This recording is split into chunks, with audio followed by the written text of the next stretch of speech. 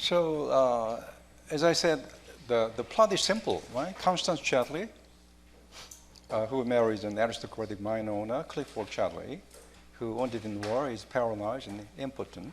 She's drawn to his gamekeeper, pregnant by him, leaves her husband to live with the other man. In chapter 9, there is a very important point.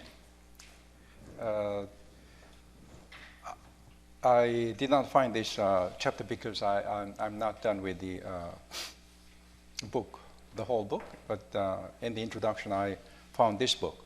The novel properly handled can reveal the most secret places of life. Probably it's a discussion of Clifford's novel or something like that, right? So it's interesting in the novel. Here and there, you can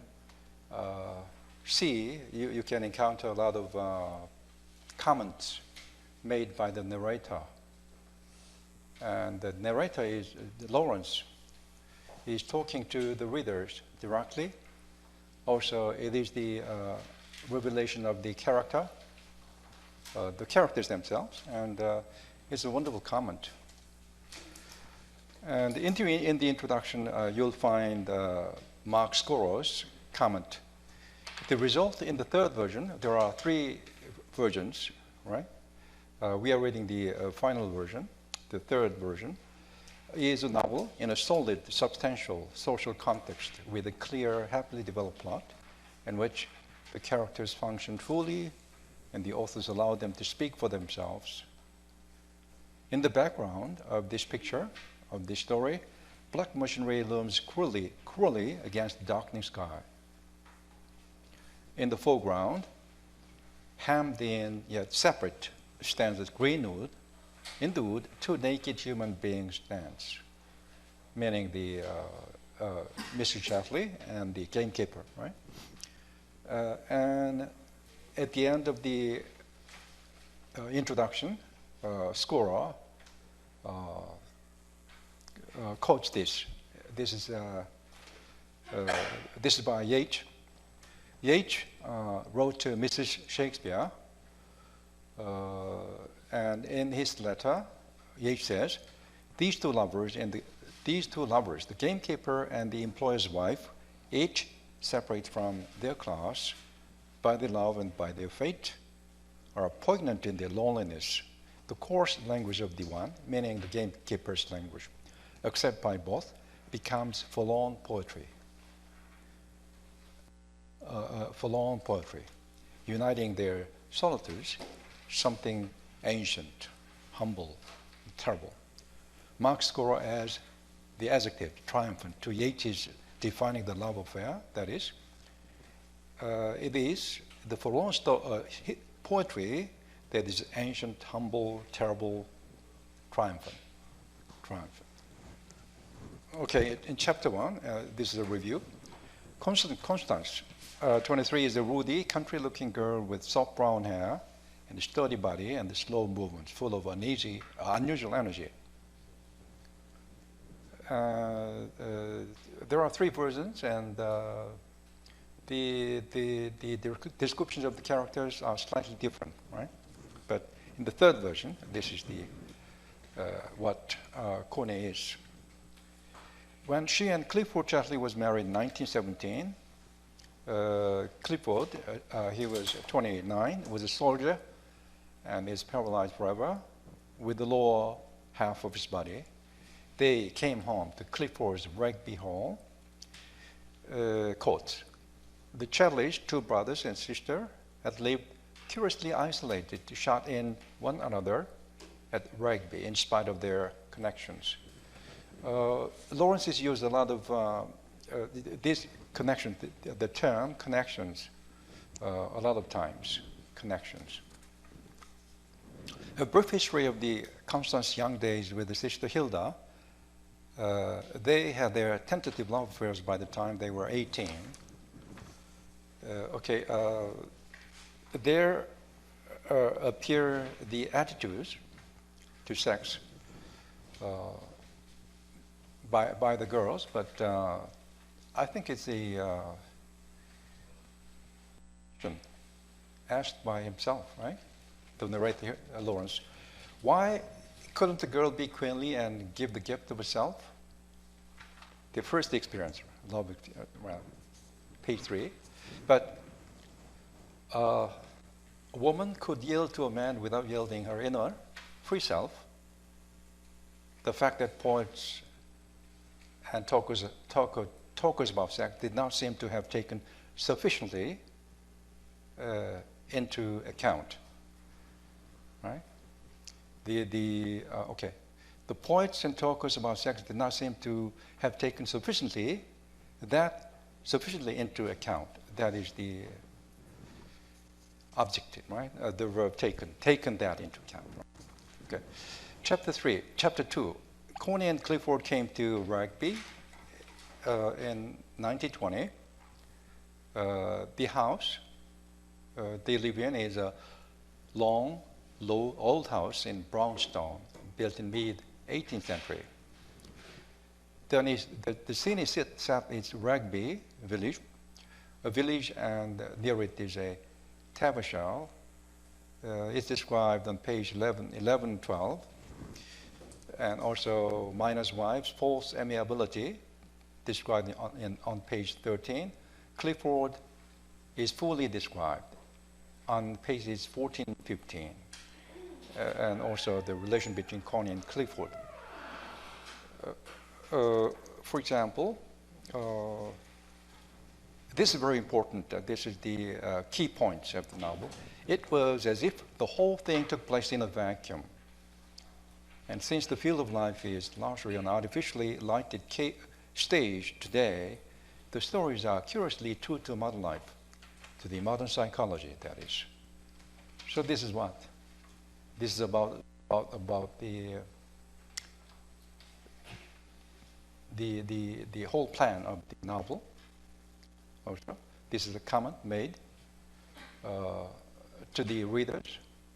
Of course, it's a comment about the story also. Okay, let's go to chapter 2.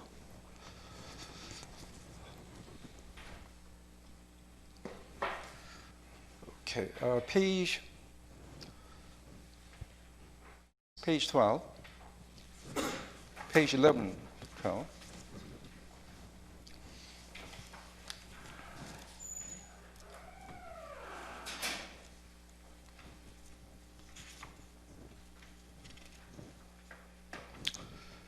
Okay, chapter 2, the beginning paragraph. Coney and Clifford came home to Rugby in the autumn of 1920.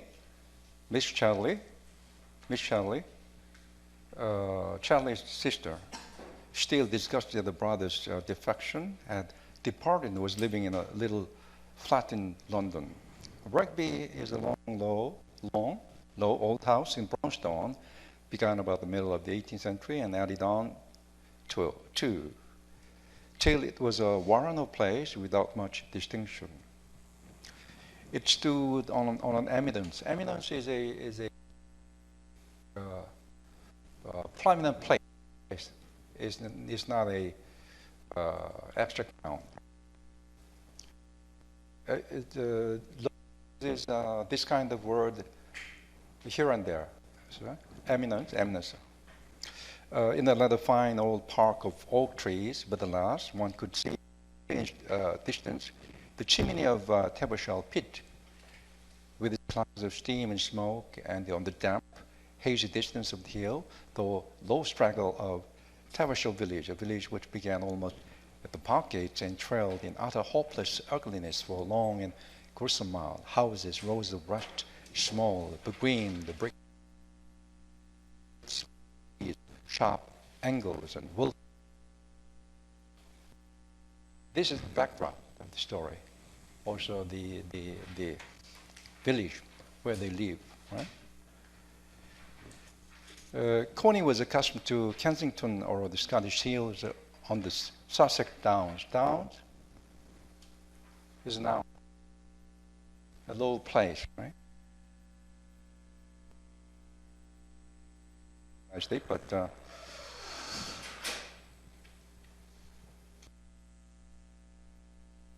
Uh, this then, this airway is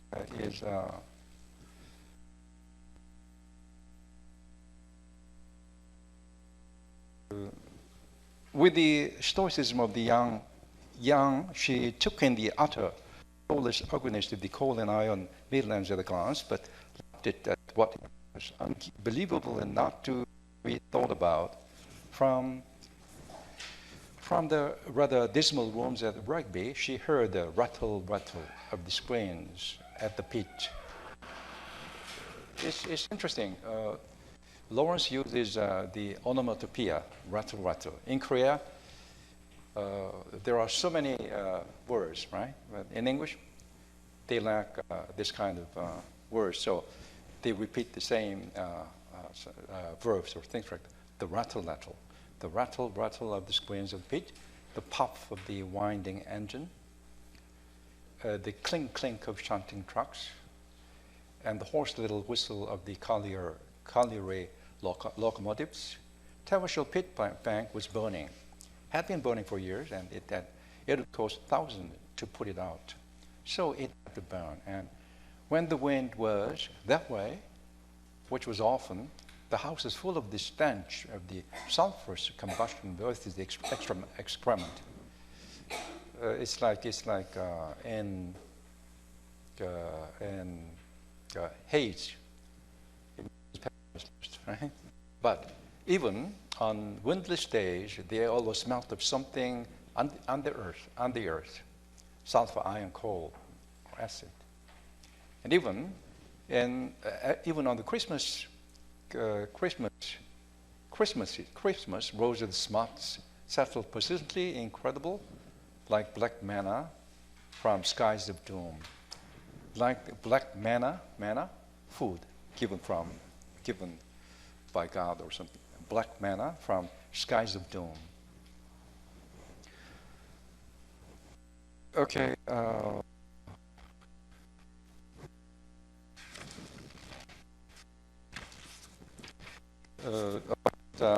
Clifford.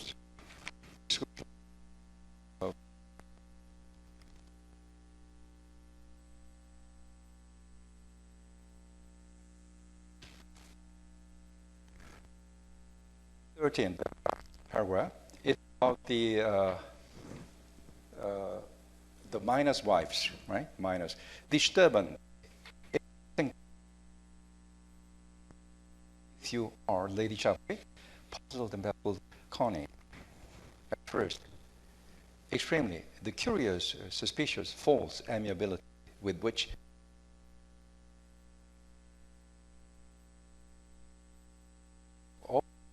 I am somebody now, and with Lady Chapley talking to me, but she didn't think I'm not as good as her, all that, okay?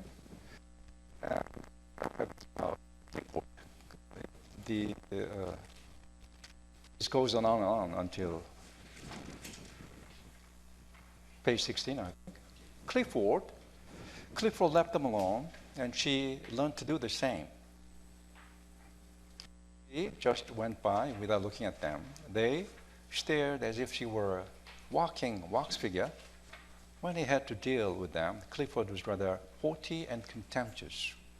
One could no longer afford to be friendly. In fact, he was altogether rather supercilious and contemptuous of anyone not in his own class. Supercilious and contemptuous. Same word, repetition, emphasis. He stood his ground without any attempt at conciliation, and he was neither liked nor disliked by the people. He was just part of things like the pit bank and rugby itself. Very interesting. Huh? But Clifford was really extremely shy and self-conscious. Now he was lame. He hated seeing anyone except just the personal servants, for he had to sit in a wheelchair or in a sort of bath chair. Nevertheless, he was just as carefully dressed as ever by expensive tailors, and he wore the careful Bond Street neckties just as before. Bond Street is like Myeongdong. Right? This is very old town, fashion town. So Bond Street neckties just as before, and from the top, he looked just as smart and impressive as ever. He had never been one of the modern ladylike young men, rather bucolic even, with his woody face and broad shoulders. So he's woody, like corny, right? Woody face and broad shoulders, but his very quiet, hesitating voice and his eyes at the same time, bold and frightened, assured and uncertain, revealed his nature. His manner was often offensively supercilious, and then again, modest, self-effacing, almost tremulous. Coney and he were attached to one another in the aloof modern way. In the aloof modern way.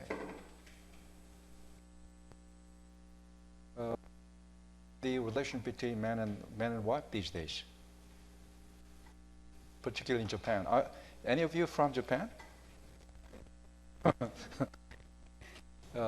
Husband and wife do not know each other, even though they live a long time. Japan, they say.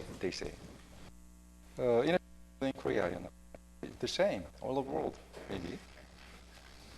Anyway, aloof in the aloof modern way, he was too hurt in himself. The great shock of his maiming, to be easy and flippant. He was a hurt thing, and such Coney stuck to him passionately. But she could not help feeling how little connection he really had with people. Connection. Lawrence uses this word, connection, right? The miners were, in a sense, his own men, but he saw them as objects rather than men. Oh, interesting, right? Objects rather than men. And like modern owners, right? Owners of big businesses, right? And 땅콩 사건, do you know that? 땅콩 사건, right? Parts of the pit rather than parts of life, crude raw phenomena rather than human beings, along with him. He was in some way afraid of them. He could not bear to have them look at him. Now he was lame, and their queer, crude life seemed as unnatural as that of hedgehogs. This is wonderful. This kind of descriptions, this kind of size in the novel make this novel great. Right? He was remotely interested, but like a man looking down a microscope or up to a telescope, he was not in touch. Interesting, very good characterization. Right? So Lawrence lays foundation for the reason why his wife goes to another man. Right? He was not in actual touch with anybody, save traditionally with Rugby and with a close bond of family defense with Emma. Beyond this, nothing really touched him. Connie felt that she herself not really touch him. Perhaps there was nothing to get at. Ultimately, just the negation of human contact. Yet he was absolutely dependent on her. He was paralyzed, right? He is absolutely dependent on her. She needed her every moment. Big and strong as he was helpless. He could wheel himself about in a wheelchair, and he had a sort of bath chair with a motor attachment in which he could puff slowly round the park, but alone he was like a lost thing. He needed Connie to be there to assure him he exists at all. This is true, right? Even when a healthy man and a healthy woman marry and live together, this kind of thing happens always, right? Still, he was ambitious. He was a writer. He is a writer. He had taken to writing stories, curious, very personal stories about people he had known. Clever, rather spiteful, and yet in some mysterious way meaningless. The observation was extraordinary and peculiar, but there was no touch, no actual contact. It was as if the whole thing took place in vacuum. Right? This is the main theme. And since the field of life is largely an artificially lighted stage today, the stories were curiously true to modern life, to the modern psychology, that is. Clifford was almost morbidly sensitive about these stories. He wanted everyone to think them good, of the best, nupli ultra. They appeared in the most modern magazines and were praised and blamed as usual, but Clifford, the blame was torture, like knives goading him. It was as if the whole of his being were in his stories. Connie helped him as much as she could. At first she was thrilled. He talked everything over with her, monotonously, insistently, persistently. Very good. Right? The use of adverbs. Very good, very good. Monotonously, insistently, persistently. Very effective. Right?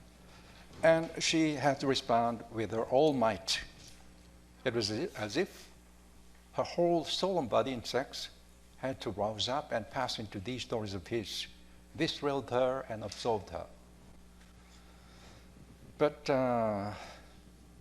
she was in trouble because of physical life, she lived very little.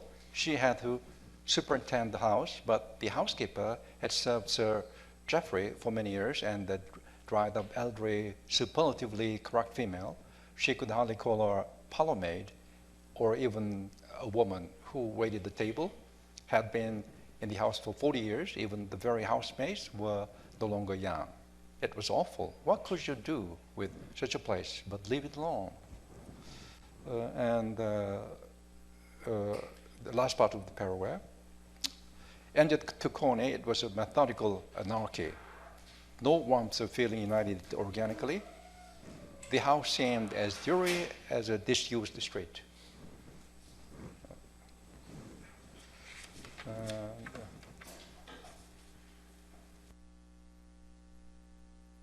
Also, page 18, the first paragraph from bottom. And thus far, it was life in the void. Thus far, it was a life, colon, in the void. Lawrencean. Right? Lawrence. I think this is very effective, right? And thus far, it was life in the void.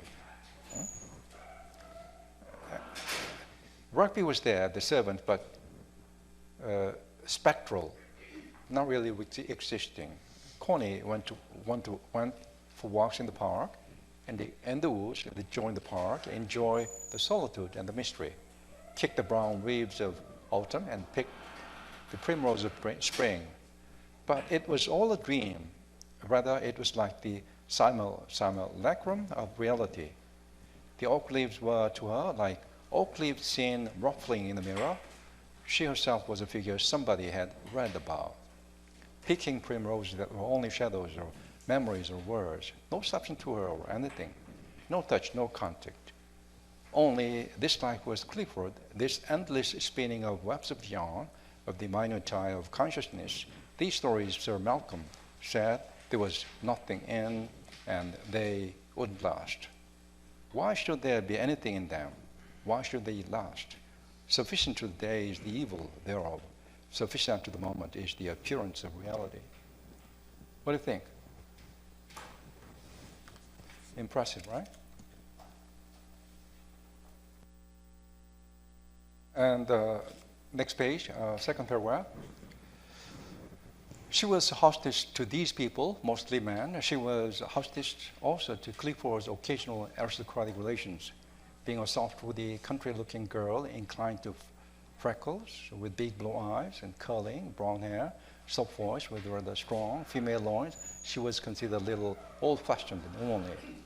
She was not a little pictured sort of fish, like a boy. She was too feminine to be quite smart. And the last paragraph on the same page. Time went on. Whatever happened, nothing happened.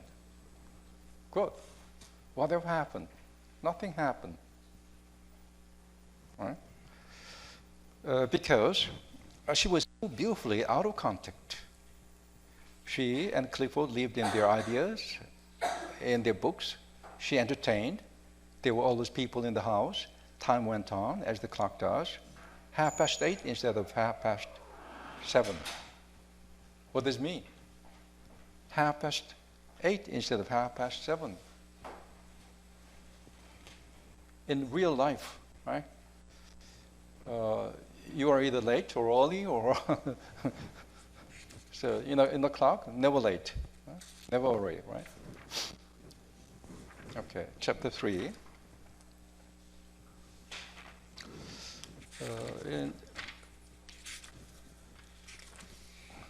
Chapter 3 is very interesting chapter because there is an affair.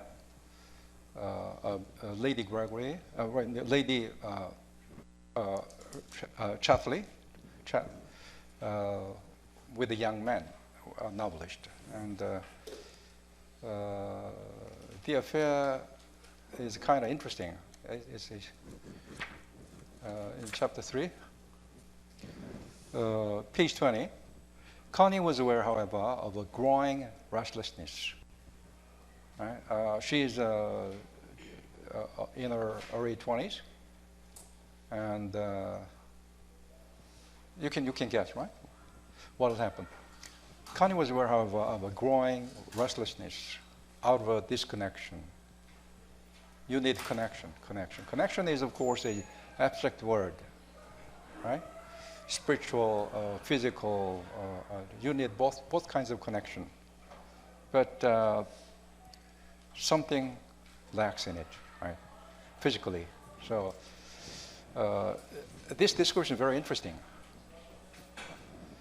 Out of a disconnection, a restlessness was taking possession of a like madness. It twitched her limbs when she didn't want to twitch them. It jerked her spine when she didn't want to jerk upright but preferred to rest comfortably. It thrilled inside the body, in a womb somewhere, till she felt she must jump into water and swim to get away from it. Mad restlessness. It made her heart beat violently for no reason, and she was getting thinner. So she's suffering, right? It was just restlessness. She would rush off across the park and abandon Clifford, finally, right? They went to the park to take a walk, and she abandoned him. She abandons him. And lie prone in the bracken to get away from the house. She must get away from the house and everybody. The wood was her one refuge, her sanctuary. So it's kind of a metaphor. She flees into the wood and have affairs with his gamekeeper, right?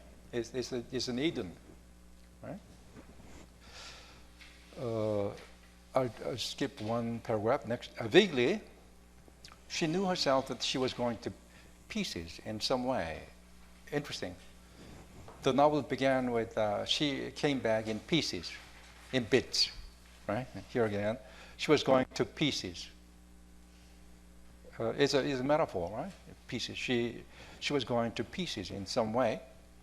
Vaguely, she knew she was out of connection. She had lost touch with the substantial and the vital world. Only Clifford in his books, really, only Clifford in his books.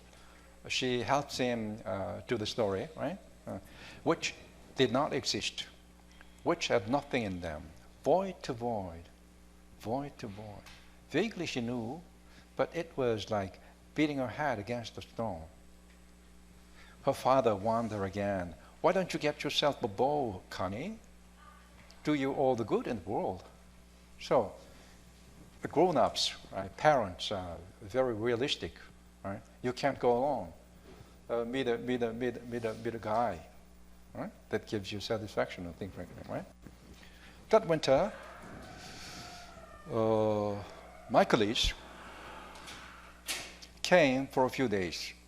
He was a young Irishman who had already made a large fortune by his place in America. He had been taken up quite enthusiastically for a time by small society London, for he wrote some small society plays. he hid something in the stories, and the British didn't like him. Then gradually, smart society realized that it had been made ridiculous at the hands of a down-at-heel, the brain street cat, and revolution came. Actually, the British people don't like Irish, right? They look down on them, like the relation between Korea and Japan. But Korea is unique. We exported, we gave everything, culture, letters, and everything to them, Buddhism, and everything, and they revolted against this, right? Michaelis was the last word in what was Kaddish and Polish. He was discovered to be anti-English, and to the class that made him made this discovery. This was worse than the dirtiest crime. He was cut dead, and his corpse thrown into the refuse can. I think this is a metaphor, right? He wasn't cut to pieces, right? Nevertheless, Michaelis had his apartment in Mayfair and walked down Bond Street, the image of a gentleman. For you cannot get even the best tailors cut their low down customers when the customers pay. Really, money can do everything. Right? Clifford was inviting young men of 30 in an inauspicious moment in that young man's career. But Clifford did not hesitate. Michaelis had the ear of a few million people, probably, and being a hopeless outsider, he no doubt be grateful to be asked down to rugby at this juncture when the rest of the smart world was cutting him. And Clifford was also a cunning man, a famous man, and the last paragraph, Coney wondered a little over Clifford's blind, imperious instinct to become known, that is, to the vast, amorphous world he did not himself know. Amorphous form, right? A means negative, no form, of amorphous world. Known as writer, as a first-class modern writer. Okay.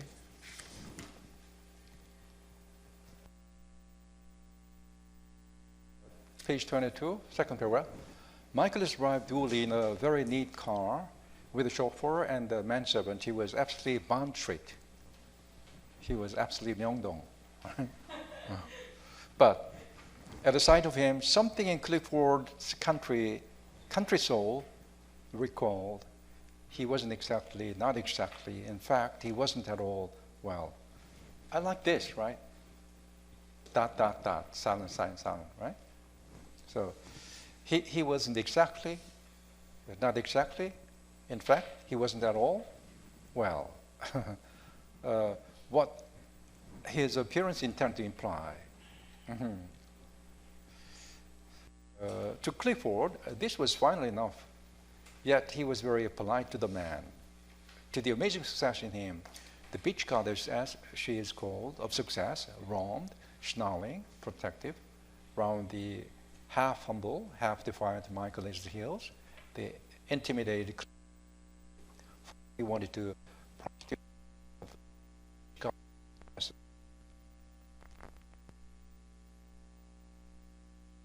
It is a verb, right? Act like a prostitute to do something, to get something, right?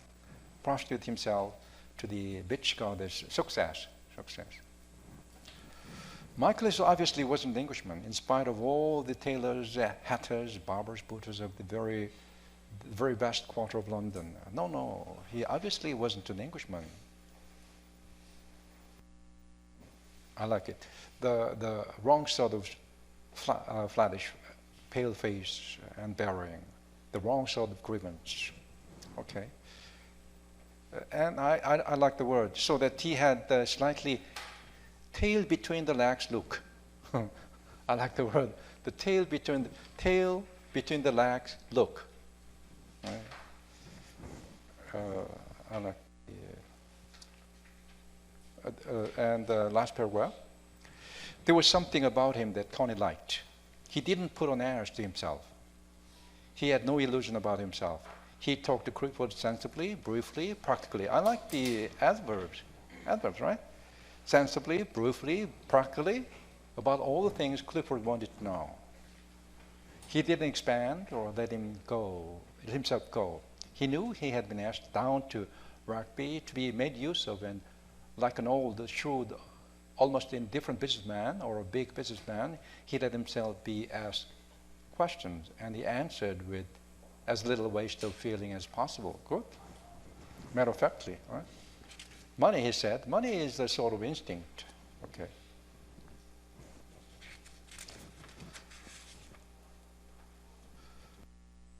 Page 24.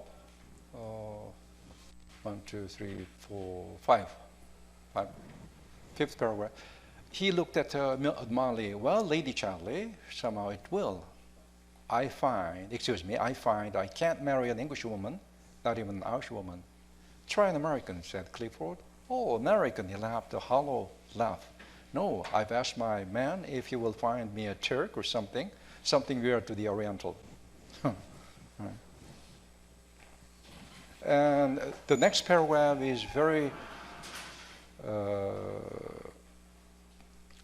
very interesting because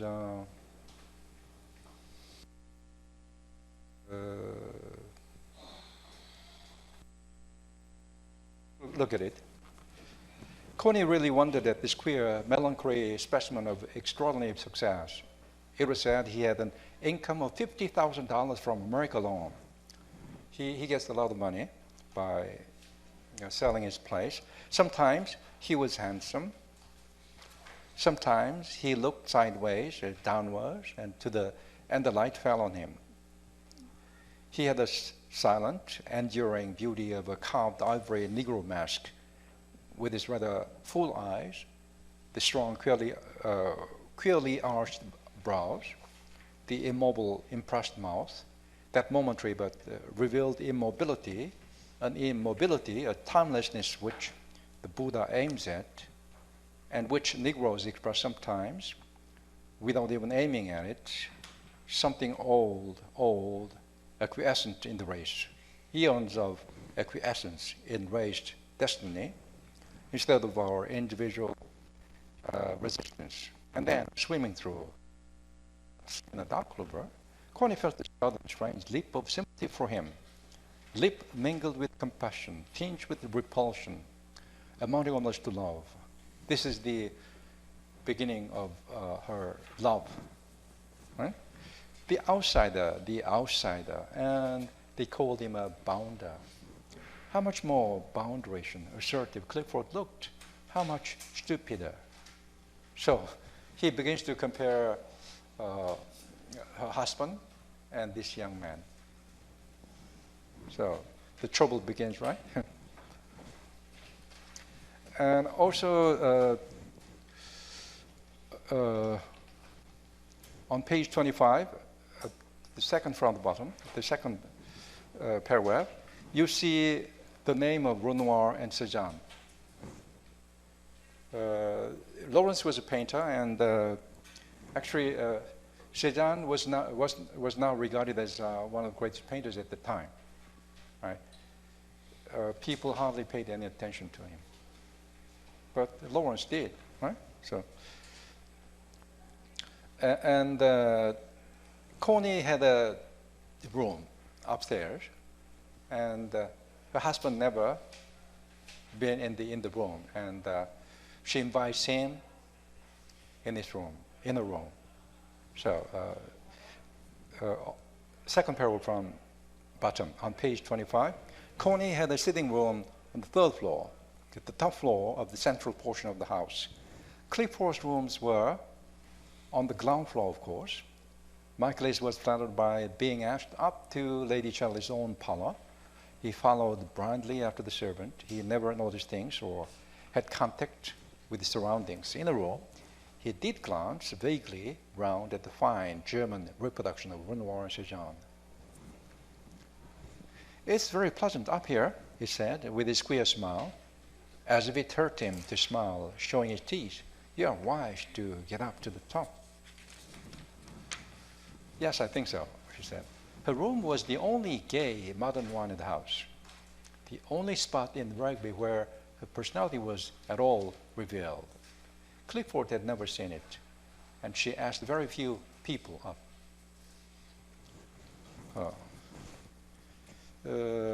And something is going to happen, right, between them. Okay, page 27. First physical contact, right, between them. Okay, page 26, last paragraph. He looked up at her with a full glance that saw everything, registered everything. At the same time, the infant cry in the night was crying out of his breast to her in a way that affected her very own. He is appealing, strongly appealing, right, to her. It's awfully nice of you to think of me, he said laconically. I shouldn't think of you, she exclaimed in hardly breath to utter it. You gave the wry, quick kiss of laugh. He gave the wry, quick kiss of laugh. Oh, in that way, may I hold your hand for a minute? He asked, suddenly, fixing his eyes on her with almost hypnotic power and sending out an appeal that affected her direct in the womb. She stared at him, dazed and transfixed. She went over and knelt beside her and took her 2 feet close in his 2 hands and buried his face in her lap, remaining motionless. She was perfectly dim and dazed, looking down in a sort of amazement at the rather tender nape of his neck, feeling his face pressing against him. In all her burning dismay, she could not help putting her hand with tenderness and compassion on the defenseless nape of his neck, and he trembled and with a deep shudder. Things like that. This is the first contact. But the final paragraph on page. He rose, he kissed both his hands, then both his feet with their sweat slippers in silence, went away to the end of the room where he stood with his back to her. There was silence for some minutes, then he turned and came to her again as she sat in an old place by the fire. Okay. And Michaelis came back, and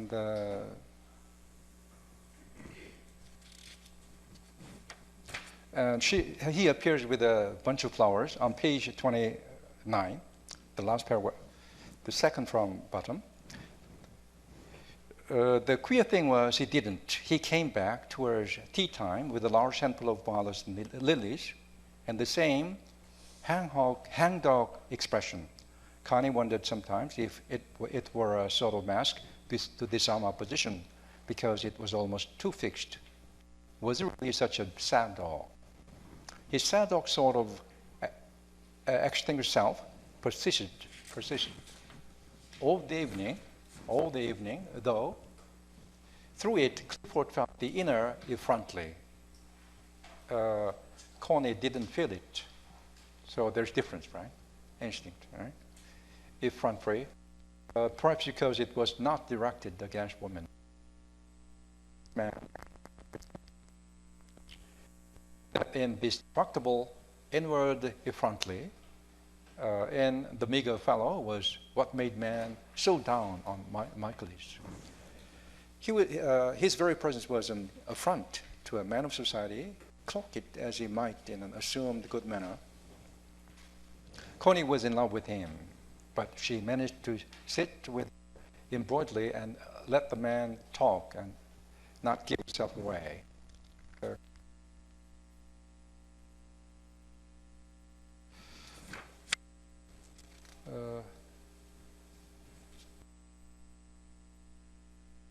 Page 31, 1, 2, 3, 4, fourth paragraph from bottom. But then she soon learned to hold him, to keep him there inside her when his crisis was over. And there he was generous and potent. He stayed firm.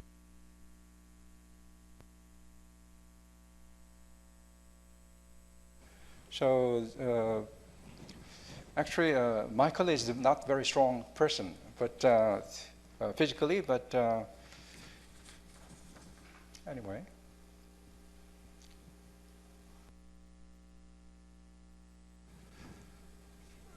This is the chapter 3, chapter 4.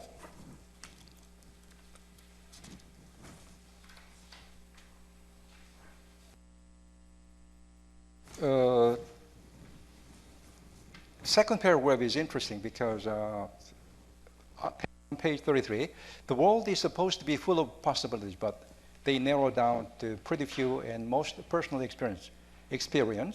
There's lots of good fish in the sea, maybe, but the vast masses seem to be mackerel herring. And if you are not mackerel herring yourself, you are likely to find very few good fish in the sea. What do you think? There is a poem by Yeats, Sailing to Byzantium, and it's interesting because the novel was published in the 1926, right? And the Yeats' poem was published just before Lawrence's novel, and also Yeats published his poem Lead and Swan, and after that, Lawrence published Swan and Leda, things like that. Yeats was a famous man. He was collecting poems for the Oxford Book of Modern Poetry, and he gave 6 or 7 pages to Lawrence. And actually, Ezra Pound got 6 pages. Lawrence got more than Pounds, I think. So Yeats was famous at the time, and I think he was the influence on some influence on Lawrence. So what do you think? The world was supposed to be full of possibilities, but they narrowed down to pretty few in most personal experiences. There's lots of good fish in the sea, maybe, but the vast masses seem to be a mackerel herring.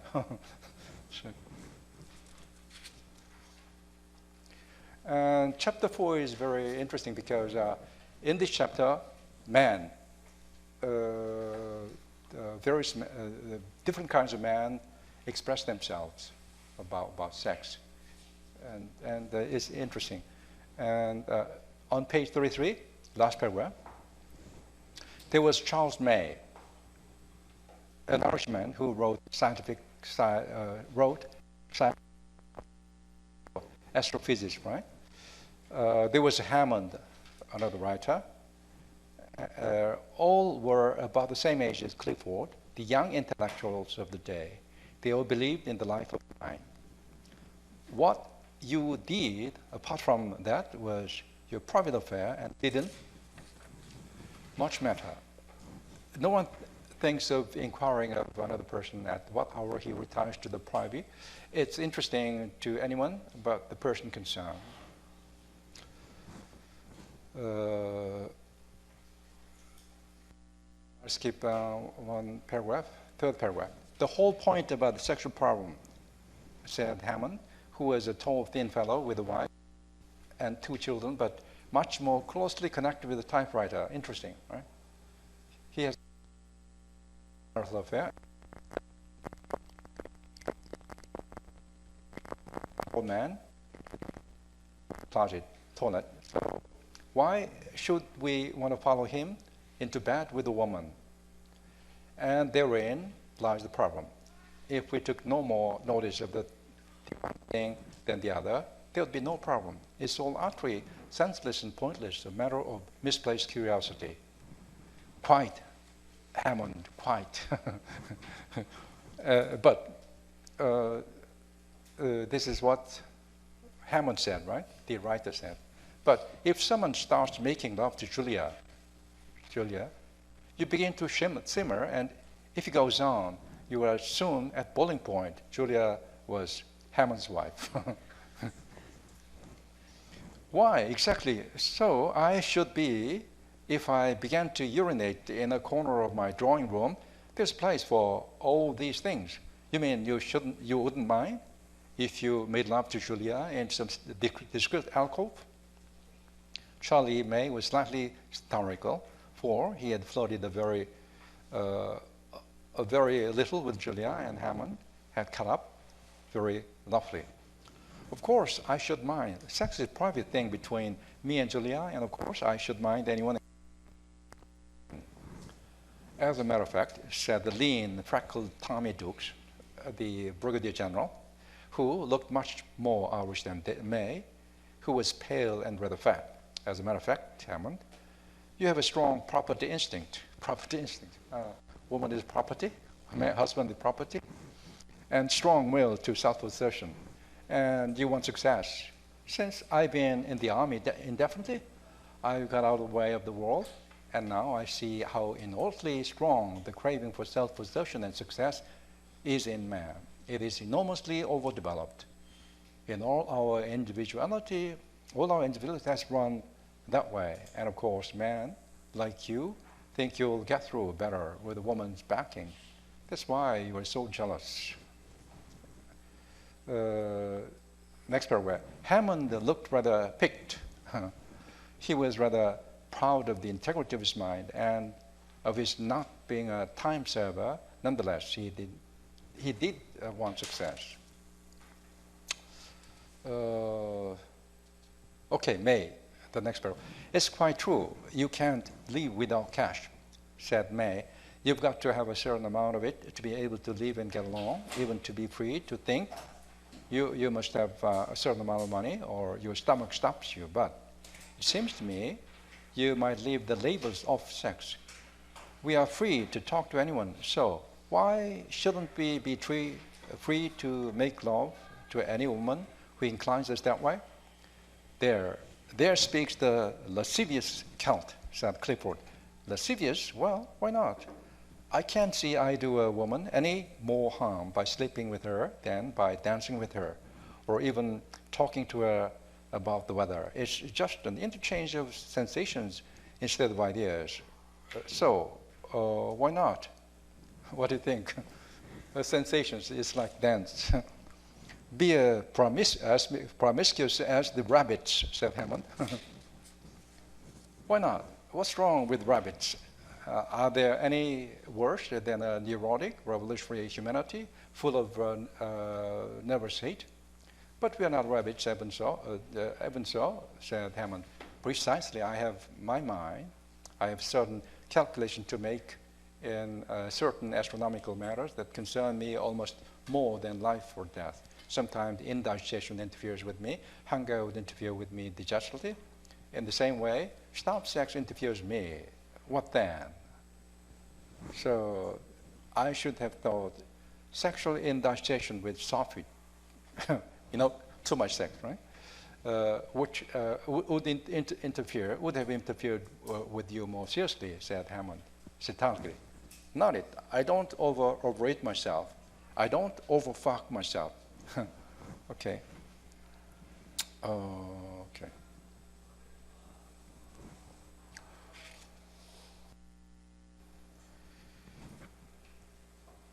So just read through. Okay, page 38. Last paragraph.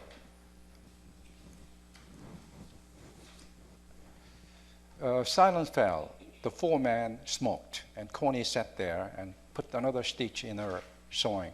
And Connie was present at the time, all the time, without making any comment. Yes, she sat there. She had to sit mum. She had to be quiet as a mouse. It's interesting, quiet as a mouse. If you read one of Yeats's poems, in a great poem, Michelangelo's painting on the ceiling of Sistine Chapel, and the thing you can hear is the mouth moving, right? Things like that.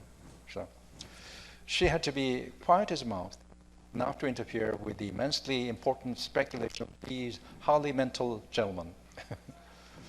And the last word. And Charles May, though she liked something about him, seemed a little distasteful and messy in spite of his stars. Okay. And also page 40.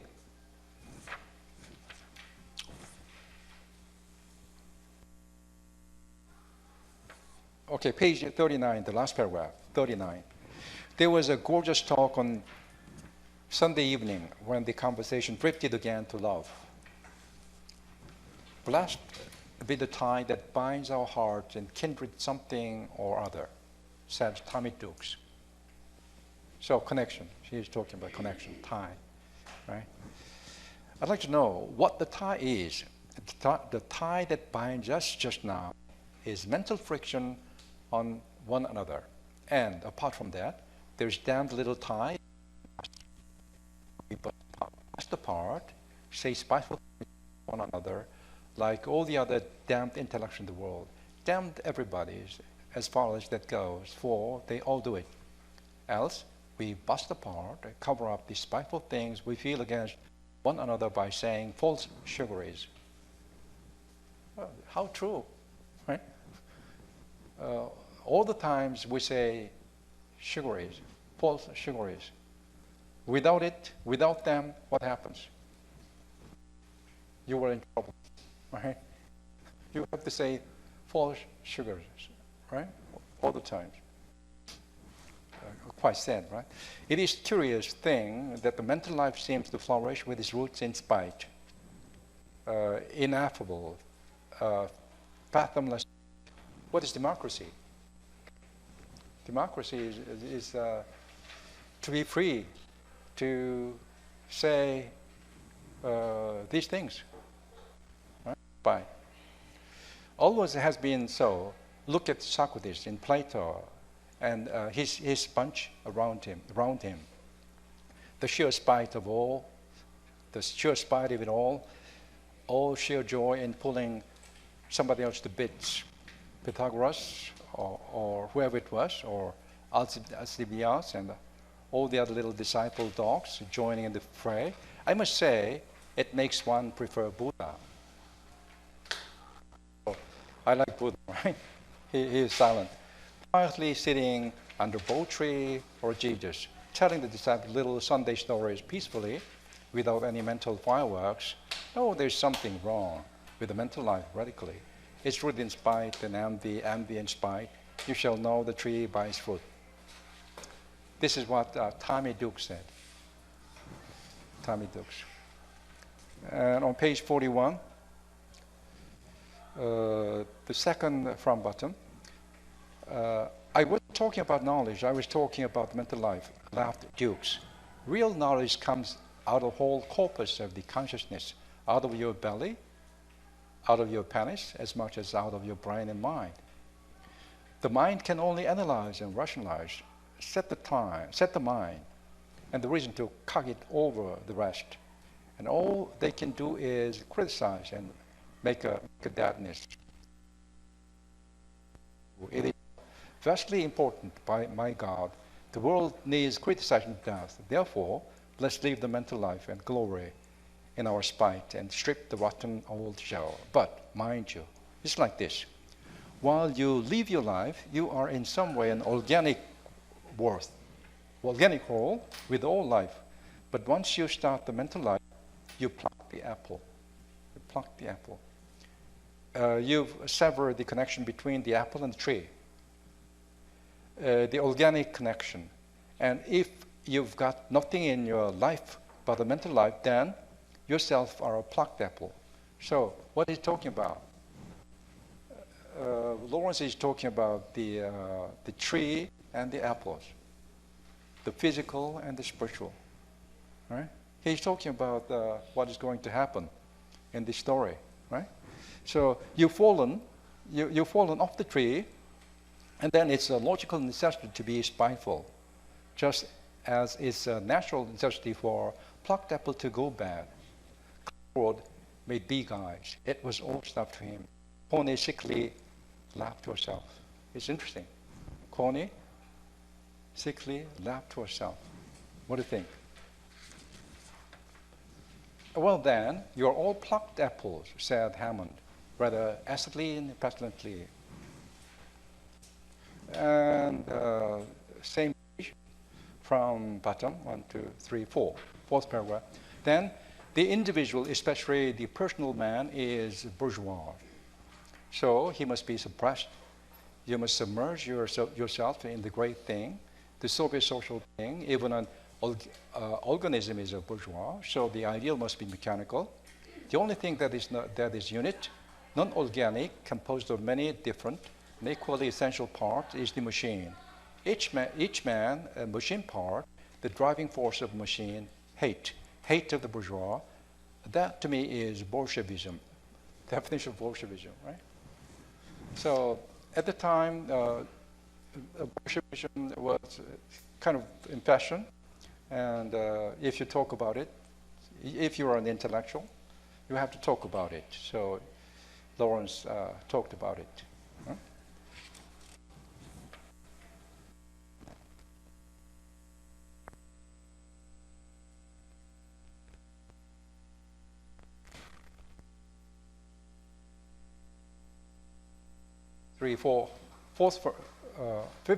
Fifth paragraph.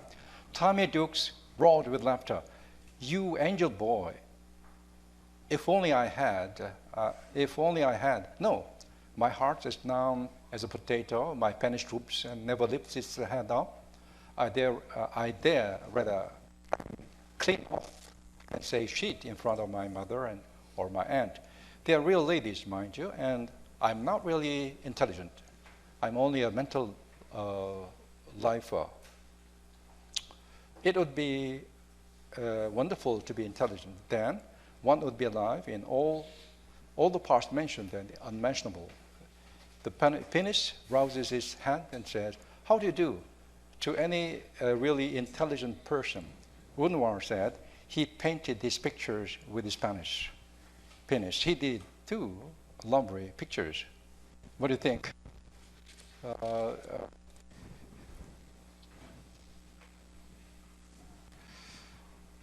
And the last, okay.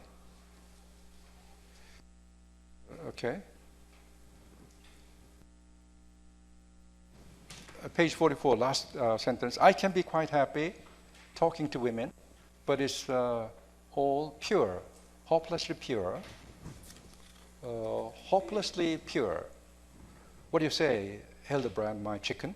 Hildebrand is the guy's first name, right? It's much less complicated if one stays pure, said Barry. Yes, life is all too simple. So the story is going to be very interesting. So why don't you read 3 more chapters?